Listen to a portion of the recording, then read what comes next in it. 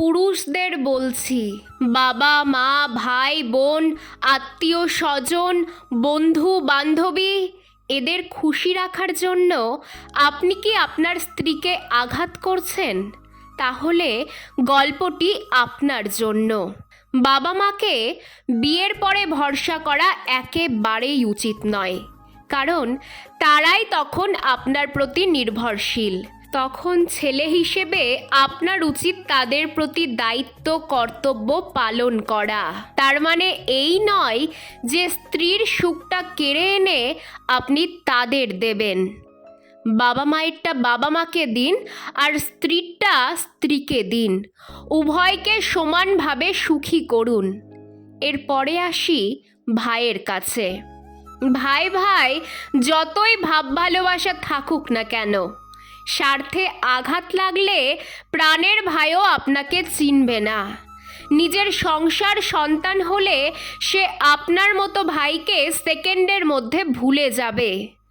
তখন আলাদা সংসার পাতানোর জন্য বলেই ফেলে, আমি আমার বউ বাচ্চাকে নিয়ে আলাদা থাকবো, একসাথে থেকে আমায় এই সংসারে বেশি টাকা দিতে হয়। আর সবচেয়ে বড় পয়েন্ট এখানেই, ভাই যতই রক্তের সম্পর্কের হোক না কেন, তার ভালোবাসা কতটা খাঁটি সেটা বুঝতে পারবেন যখন সম্পত্তি ভাগাভাগি নিয়ে কথা উঠবে। আপনার ভাগে 1 ইঞ্চি বেশি আসলেই বুঝে যাবেন ভাই কতটা আপন। এবার আসি বোনের কাছে। বোন, সে তো বিয়ে দিলেই পরের বাড়ির বউমা। তার কাছে আশা করা বোকামি যে সে সারা জীবন পাশে থাকবে। তবে বোনের সাথে সম্পর্ক টিকে যায় শেষ অবধি।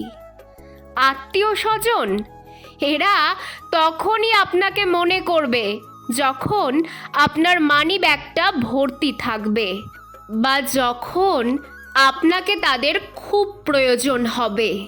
বন্ধু বান্ধবী, যতদিন ট্রিট নামক ভালোবাসা ঢেলে দেবেন ততদিন তারা আপনার কাছে ছায়ার মতো লেগে থাকবে।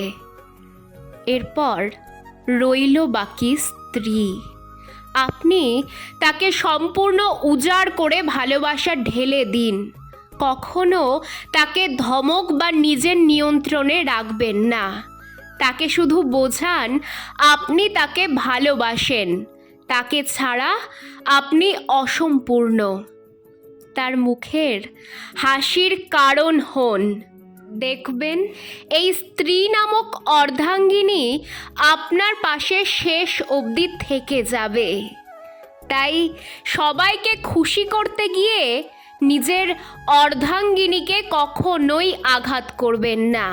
তাকে বারবার বোঝাবেন না যে সে পরের বাড়ির মেয়ে। তাকে বোঝান সব তোমার, এমনকি আমিও তোমার। আজকাল বেশিরভাগ স্ত্রী স্বামীর ভালোবাসা যত্ন সম্মান সাপোর্ট এগুলো পায় না বলেই বিচ্ছেদের সংখ্যা অন্যতম। তাই অত্যাচারী পুরুষ না হয়ে বীর পুরুষ হন, আর সেটাও হন নিজের স্ত্রীর জন্য, যেন আপনার স্ত্রী সবার সামনে আপনাকে নিয়ে অহংকার করতে পারে।